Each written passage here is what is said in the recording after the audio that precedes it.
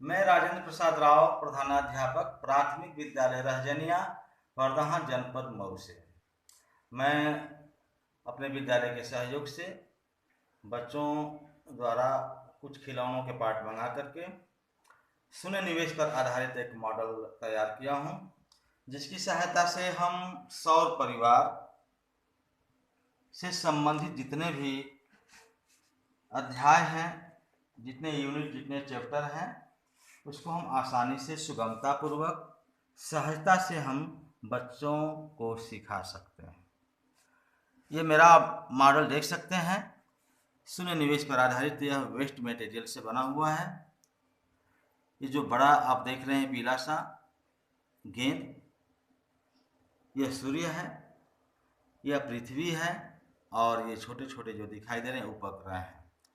तो यूँ कहें कि हम सूर्य और उनके परिवार के बारे में, सौर परिवार क्या होता है, तो सूर्य और उसके 8 ग्रह, जिसमें तीसरे नंबर पे हमारी पृथ्वी है।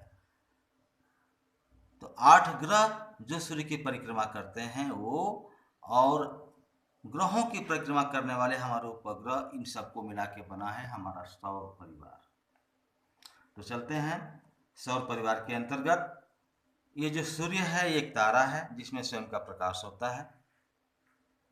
बच्चे पूछेंगे प्रकाश तो नहीं है, दिखा देते हैं। सूर्य में प्रकाश है। ये बहुत बड़ा तारा है, इसके 8 ग्रह हैं। पृथ्वी हमारे तीसरे नंबर पर एक ग्रह है जो अनोखा ग्रह है, यहाँ पे जीवन है। पृथ्वी पर हम चलते हैं तो पृथ्वी जो आप देख रहे हैं यह, इसकी 2 गतियाँ होती है, परिभ्रमण गति और परिक्रमण गति। परिभ्रमण गति से दिन रात होता है और परिक्रमण गति से ऋतु परिवर्तन होते हैं। तो आइए हम देखते हैं परिभ्रमण गति कैसे। यह पृथ्वी देखिए परिभ्रमण गति कर रही है, एंटी क्लॉक, घड़ी के विपरीत दिशा में यह चल रही है। जो हिस्सा सूर्य के प्रकाश के तरफ है पृथ्वी का, वहाँ पे दिन है, और जो अंधेरा में है वहाँ पे रात है। बच्चों को आसानी से यह चीज़ सीख सकते हैं। आगे हम चलते हैं। परिक्रमण गति, पृथ्वी की दूसरी गति का नाम है परिक्रमण गति, जो सूर्य के चारों ओर परिक्रमा करती है, और यह परिक्रमा 365 से 1/4 दिन में पूरा कर लेती है, जिसमें तमाम ऋतु परिवर्तन, क्लाइमेट चेंज होता है। आगे चलते हैं। पृथ्वी की गतियां हो गई। छाया और ग्रहण।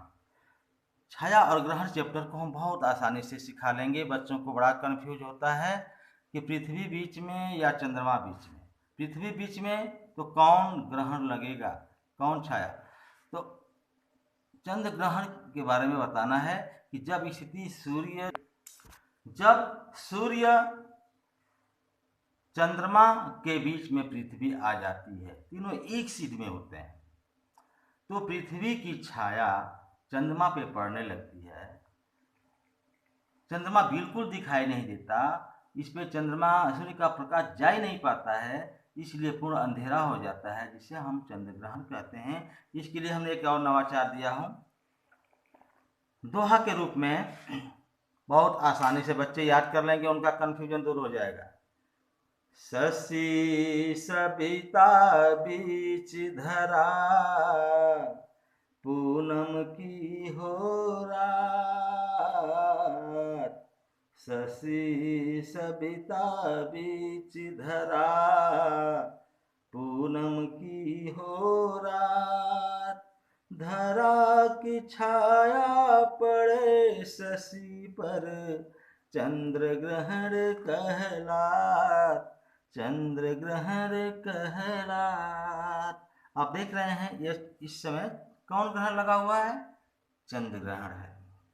जब चंद्रमा सूर्य के बीच में, जब चंद्रमा और सूर्य के बीच में पृथ्वी आ जाती है, पूर्णिमा की उस दिन रात होती है, तो पृथ्वी की छाया चंद्रमा पर पड़ने लगती है, जिसे हम चंद्र ग्रहण कहते हैं। इसी प्रकार से हम सूर्य ग्रहण को भी बता सकते हैं एक नवाचार के माध्यम से, दोहा का रूप में, कि सविता धरा बीच शशि, अमावस की रात।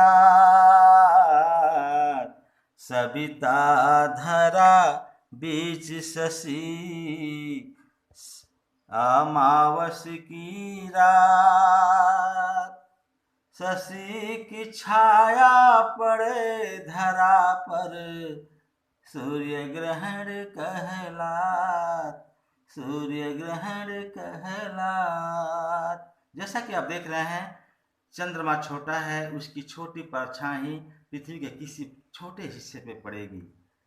वहाँ के लोग सूर्य को नहीं देख पाते हैं, इसीलिए पृथ्वी बड़ा है ना, चंद्रमा छोटा है, तो छोटी सी परछाई इस पर पड़ती है, इसीलिए सूर्य ग्रहण आंशिक ही होता है, पूर्ण रूप से नहीं हो पाता। चंद्रमा की छाया पृथ्वी को पूर्ण रूप से ढक नहीं पाती है। तो इस प्रकार से हम यह नवाचार के माध्यम से बच्चों को आसानी से हम सिखा सकते हैं। धन्यवाद।